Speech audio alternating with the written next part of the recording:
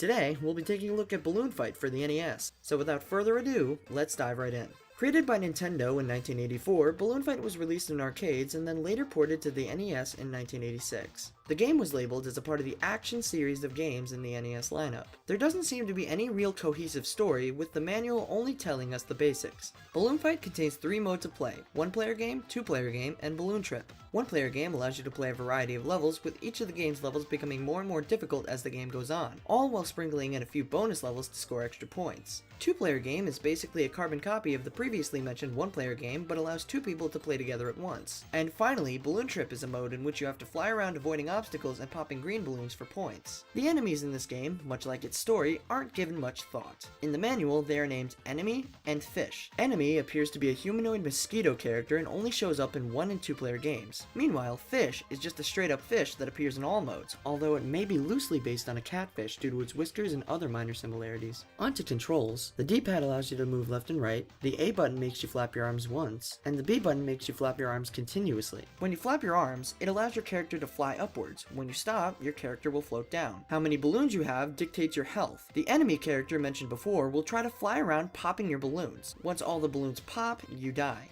The fish character we talked about before doesn't make an appearance unless you get too close to the water, in which case he'll jump out and eat you. This also goes for the enemies as well. Surprisingly, this game is still great even after all these years after its release. All the modes are still very fun, and 2-player game is still great with a friend. The game was so well received that it later spawned a sequel, Balloon Kid, for the Game Boy in North America. Even today, the game is still prominent, seeing a re-release on the Virtual Console, showing up as an attraction for Nintendo Land on Wii U, being a stage in Super Smash Bros. For 3DS, and being referenced in the Villagers Up special in Super Smash Bros. 4. I highly recommend Balloon Fight. It's a great game and a great throwback to Nintendo's early years. This has been Retro Rewind, and I'll see you later.